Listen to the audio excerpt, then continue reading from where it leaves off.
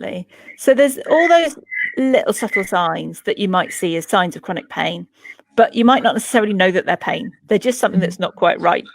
And so then what happens when the dog goes into the consulting room is that the vet will hear those words and will start to put together those as a picture of, oh, this sounds a bit like arthritis. Yeah. And then they will do an examination on that dog often, which I'm sure many people will have seen, where the dog's on the table or the floor, they're feeling over its legs, they're moving those legs. And what they're doing is they're doing a combination of really complicated things at the same time that we've learned from our clinical teaching, but also from our clinical experience, that are almost impossible to see as an observer.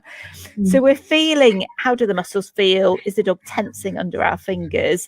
When I move this joint, can I move it more or less than the joint on the other side? And we're also looking at really subtle things like, does the dog slightly turn its head and look at me when I'm doing that? Or does it slightly flinch away? And those are our tests then that we would do to put on top of the words you've given us to assess whether or not that dog's in potentially in pain. But the problem that we seem to be having is that because we're not explaining necessarily how the tests we've done fit together with those signs you've seen at home of stiffness, of slowing down, of panting, it may be that sometimes we have a bit of a disconnect, because the vet might be thinking, oh, this owner's never going to believe me, this dog's in pain. Look, it's so obvious this dog's in chronic pain. It's really clear from this examination, where actually to the owner, well, it might not be that clear, because what we're looking at and we're trained to do is really subtle stuff, and we forget that. But also we're not necessarily contextualizing that back and then saying, oh, well, actually, when your dog's stiff, or when it's panting, or when it's not keen to get up, actually those are signs of pain, and it's not the same kind of pain as when they stub their toe or they stand on something sharp. To then try to build up a consensus between us that, yes, we're talking about the same thing. And I think sometimes, unfortunately, these conversations can happen where the owner's gone in thinking my dog's stiff, or it's getting older, it's slowing down, but don't know why that is. And the vet said, well, that's because this dog's in pain. And then we're having a mismatch where the vet's saying, well, obviously you can see the dog's in pain. And the owner's saying, well, no, I can't. I didn't see anything change then when you did that test. And then you're off on the wrong footing. And it's very frustrating for the owner, because they've gone in with this thing that they're still not sure whether it is a thing. And maybe the vet's inadvertently made them think actually that it wasn't particularly significant, and the vets may be sitting there thinking, oh, these people, like, why don't they understand? They won't listen to me. They brought this dog in for my professional communication opinion. Everything is about communication.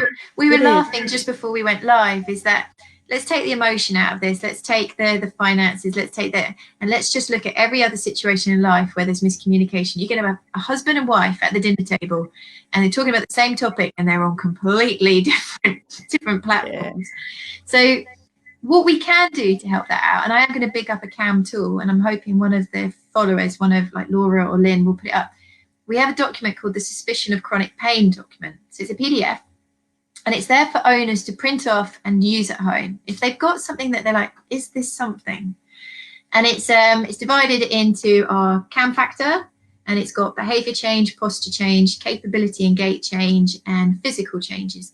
And then there's a space to write 3 things or more, if you want to, that fit those categories. And if you're like, well, yeah, he doesn't do this anymore, and he's stopped doing that, and he started doing this, and his posture's really changed, and he's got a quiver on his back leg, and he now drags his right hind every now and you just hear the little scuffing of pads, and his coat's changed, he's developed this big mane, and his body shape's changed. Oh my God, I filled all this form in. I go in and go, hello, smorgasbord of reasons to think there's chronic pain.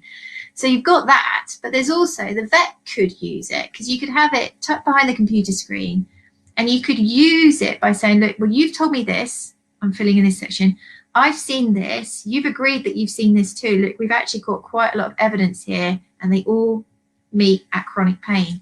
So there are tools out there we can use. Adding to that and bringing in the non-steroidals so people can understand how complex this is. When I've been in a consult room and I've seen that the dog's obviously in pain and the owner's not come in with that as a problem, and I've tried to have the conversation that your dog is in pain, and pain and fat are 2 things that always create an emotive response. And then I want to prescribe a non-steroidal and have a conversation about a potential side effect. It's just like pushing a boulder uphill. You're just like, that is something that I can't do in 10 minutes. I can't bring